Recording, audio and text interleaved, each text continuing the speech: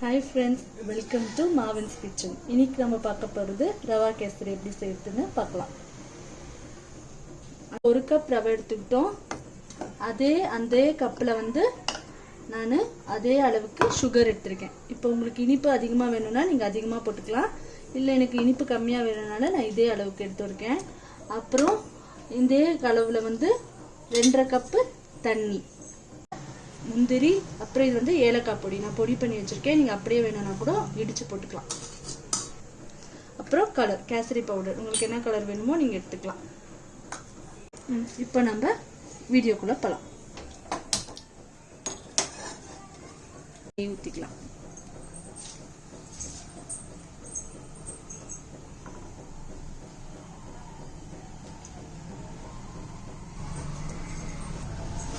இப்போ நான் இதுல 3 டேபிள் ஸ்பூன் நெய் ஊத்திருக்கேன். இப்போ இதுல நம்ம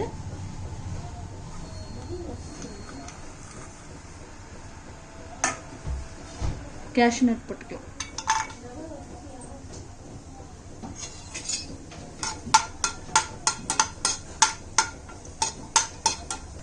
கேஷ்யூ நட் நமக்கு ஒரு லைட் பிரவுன் ஆகிற வரைக்கும் நம்ம ஃப்ரை பண்ணிக்கலாம்.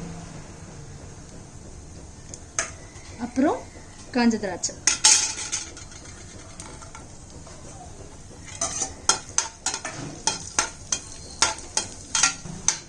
சிம்ல வச்சு ஃப்ரை பண்ணுங்க. இன்னும் தீஞ்சிடும். நல்லா பொரிச்சு எடுத்து வச்சாச்சு. அப்புறம் இதே நெய்யில நம்ம ரவையை வறுத்துக்கணும்.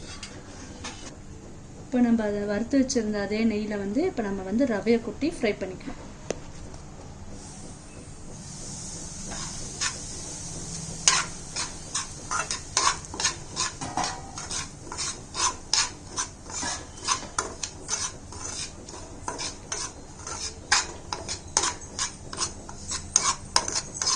நம்ம இந்த ரவை நல்லா அந்த பச்சை வாசனை போற அளவுக்கு நம்ம வறுக்கணும்.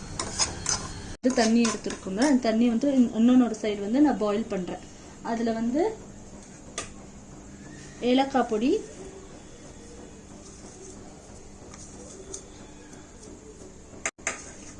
அப்புறம் கலர் பவுடர், ஒரு பிஞ்ச் கலர் பவுடர்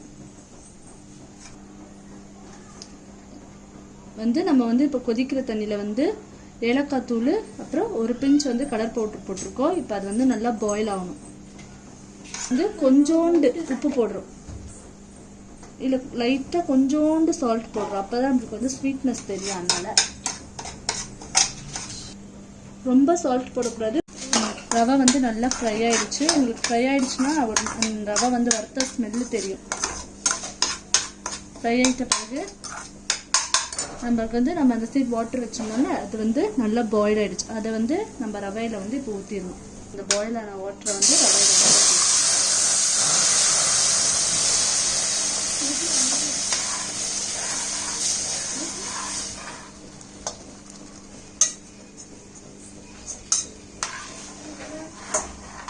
நம்ம அந்த பாயில் ஆன வாட்டரை ஊத்திட்டு நல்லா கிளறி விடணும்.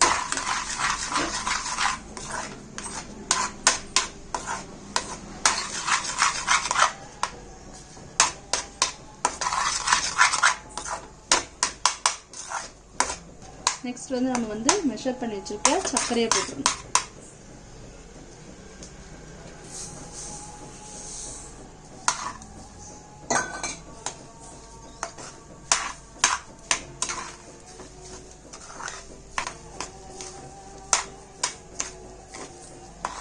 இப்போ நம்ம சுகர் போட்டுட்டோம். சுகர் போட்டுட்டு நல்லா மிக்ஸ் பண்ணிடுங்க. எந்த இது லம்ப்ஸும் இருக்கக்கூடாது. அப்படியே கிளறி விடணும். கெட்டி கெட்டியா ஆகக்கூடாது. கெட்டி கெட்டியா ஆகாம நல்லா இப்படி கிளறி விடணும். இப்போ நம்ம கிளற இந்த மாதிரி இலகுவா வந்துடும் கேசரி. எந்த தேவைப்பட்டா கொஞ்சம் நெய் ஊத்திக்குங்க.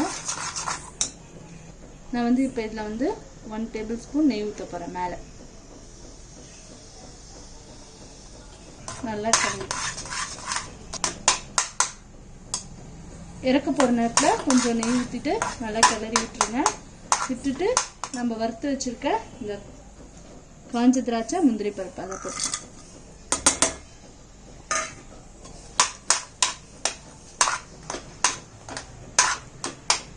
அவ்வளோதான், கேஸை ஆஃப் பண்ணணும். இப்போ நம்மளுக்கு சுவையான மணமான ரவா கேசரி ரெடி ஆயிடுச்சு. இப்போ நம்மளோட சுவையான ரவா கேசரி ரெடி.